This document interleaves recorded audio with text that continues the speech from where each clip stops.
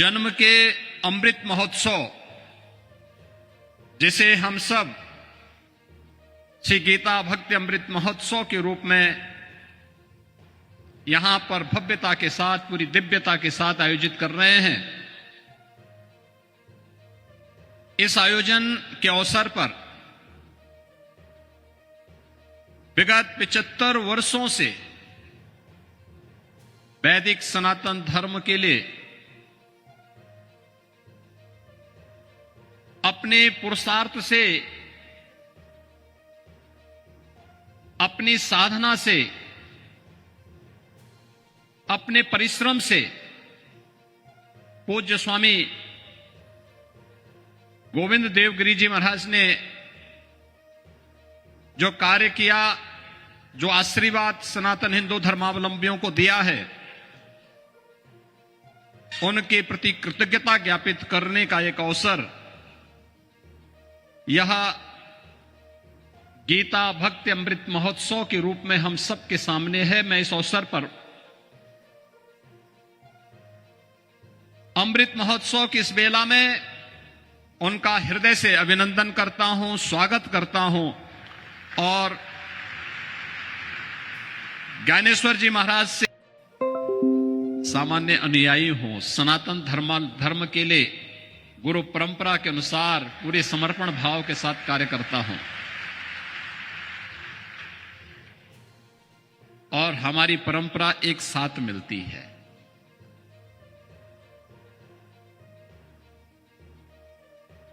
भगवान ज्ञानेश्वर जी महाराज की जो परंपरा है, उस परंपरा को प्रणाम करने और इस परंपरा के सेतु को जोड़ने का काम किया है पूज्य स्वामी गोविंद देव गिरि जी ने, उनके प्रति कृतज्ञता ज्ञापित करने के लिए आज मैं स्वयं यहां पर उपस्थित हुआ हूं। मन में बहुत दिनों से इच्छा थी, वर्षों से इच्छा थी। बचपन में मैंने ज्ञानेश्वरी पढ़ी थी और तब से इच्छा होती थी, ऐसी दिव्य विभूति कौन है जिनका सानिध्य, जिन्होंने मात्र 15 वर्ष की उम्र में ज्ञानेश्वरी का उपदेश देकर के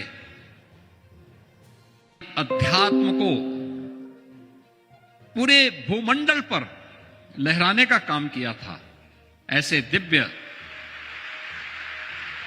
संतों का सानिध्य प्राप्त हो। जगत गुरु शंकराचार्य, कांची कामकोटि के पूज्य शंकराचार्य जी महाराज इस मंच पर पधारे हैं। मैं उनका भी हृदय से अभिनंदन करता हूं, स्वागत करता हूं।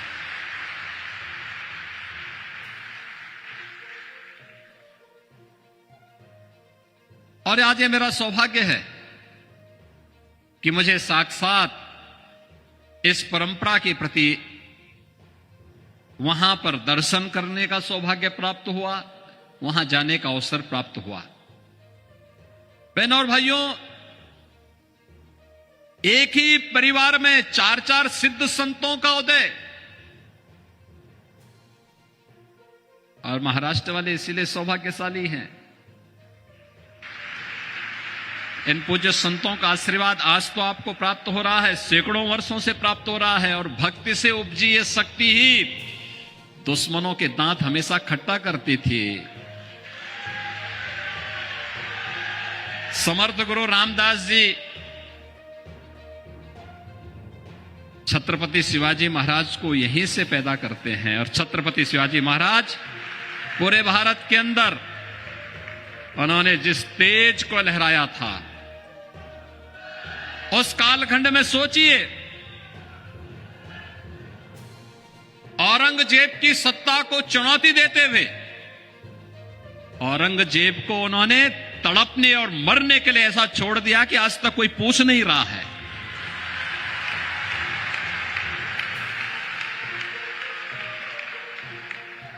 यह अद्भुत शौर्य और पराक्रम की धरती है। इसलिए है क्योंकि पूज्य संतों का सानिध्य प्राप्त हुआ, उनकी कृपा हमेशा यहां पे बरसती है। यहां के भक्तों ने अपने पूज्य संतों के सम्मान को जिन ऊंचाइयों तक पहुंचाया है, उसका परिणाम है कि शक्ति भी साथ साथ उनकी चलती है। और यह सत्य का अद्भुत संगम छत्रपति शिवाजी महाराज के रूप में महाराष्ट्र के माध्यम से हम सबको देखने को मिलती है।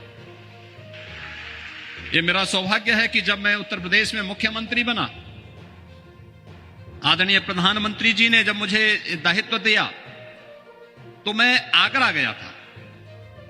तो आगरा में एक म्यूजियम बन रहा था, उसका नाम था मुगल म्यूजियम। मैंने कहा भी मुगल म्यूजियम आज के दिन पे, मैंने कहा इसका नाम छत्रपति शिवाजी महाराज का म्यूजियम रखो।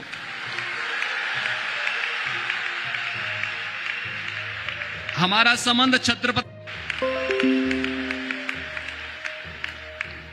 आदरणीय प्रधानमंत्री जी ने उत्तर प्रदेश में एक डिफेंस कॉरिडोर की घोषणा की। यह डिफेंस कॉरिडोर भी छत्रपति शिवाजी महाराज को ही समर्पित है। भारत की रक्षा सेनाएं आत्मनिर्भरता के लक्ष्य को प्राप्त होंगी, इस दिशा में कार्य भी वहां हो रहा है। तो यहां पे तो शक्तियां भी जुड़ रही हैं और पूज्य संतों के माध्यम से भी भक्ति भी आपस में एक दूसरे का सानिध्य प्राप्त कर रही है।